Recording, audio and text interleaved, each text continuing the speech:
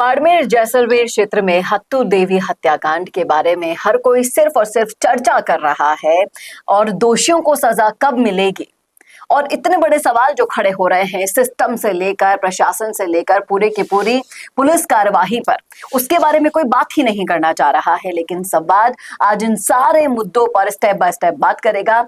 इस चर्चा का हिस्सा बनिएगा लास्ट तक हमारे साथ। नमस्कार, मैं हूं चेतना शर्मा। आप देखना शुरू कर चुके हैं संवाद भारत का। भारत के लिए बातचीत करने के लिए मेरे साथ मौजूद है हमारे editor in chief Varun Bhansali ji. तो वरुण सर, जिस तरीके से हम देख रहे हैं कि एक परिवार में से परिवार गया हुआ होता है शादी में, पीछे से हत्तू देवी घर पर अकेली रहती है, गुंडे आते हैं, उनकी निर्मम हत्या कर जाते हैं। और आप देखिए, इतने बड़े क्षेत्र में इतने बड़े बड़े नेता होने के बावजूद भी पुलिस की कार्यवाही भी बहुत बड़े सवालिया निशान के कटघरे में आती है। क्या कहेंगे आप कि गुंडा राज किस तरह से फैल रहा है बाड़मेर में?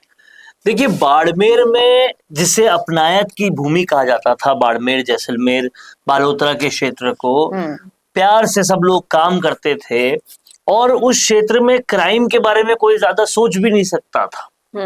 उस क्षेत्र में सबसे पहले ड्रग्स की एंट्री होती और पूरा बाड़मेर उड़ता बाड़मेर बनता है। और उसके बाद हत्तू देवी हत्याकांड बड़ा सवाल ये पैदा करता है कि क्या अपनायत वाले बाड़मेर में अब गुंडा राज का आगाज हो चुका है। समझने वाली बात यह है कि सोती हुई महिला को आके लोग हत्या कर जाते हैं।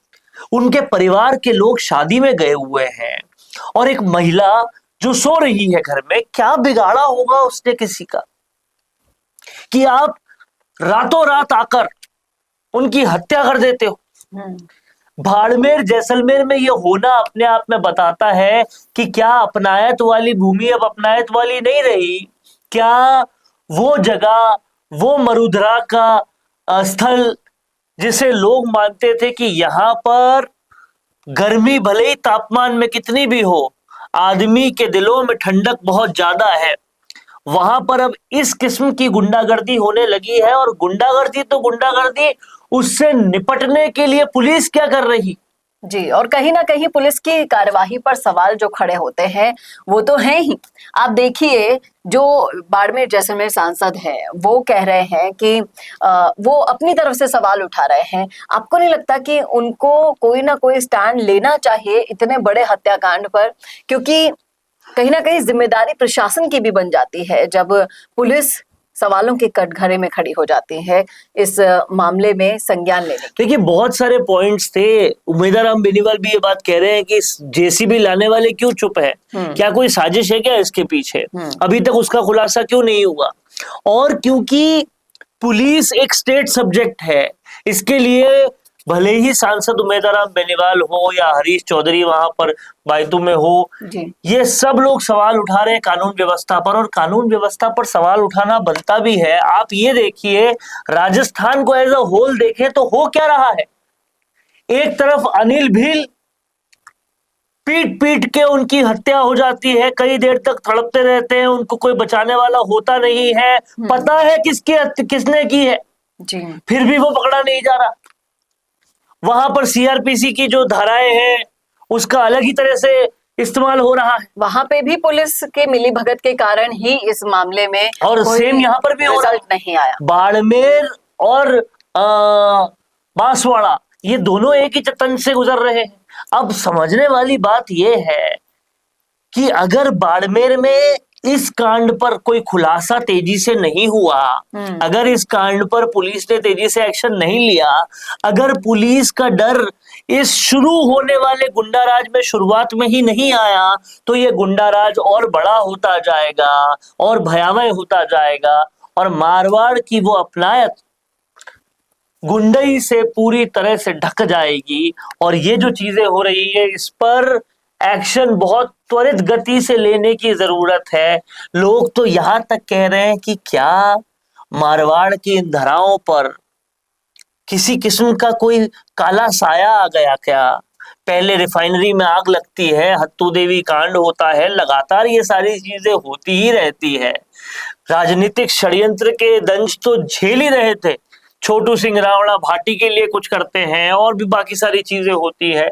और उसके ऊपर से अब ये गुंडा राज और आ जा रहा है, तो बाड़मेर, जैसलमेर, बालोतरा की धरा में ये सब कब तक होता रहेगा? और जिस पर जनता ने सबसे ज्यादा भरोसा किया, वो शासन क्या प्रशासन दे रहा है, वो कैसी व्यवस्था दे रहा है, कैसी कानून हो रहे हैं, कानून को इम्प्लीमेंट किस तरीके से किया जा रहा है कि गुंडे जो हैं वो बेखौफ होते जा रहे हैं और रक्षक जो हैं वो टालम टोली करते जा रहे हैं।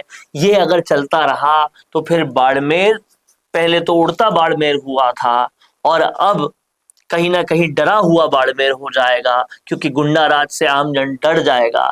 और इसी तरह से अगर चलता रहा तो कहीं ना कहीं अपनायत वाले बाड़मेर पर एक बहुत बड़ा दाग लग जाएगा।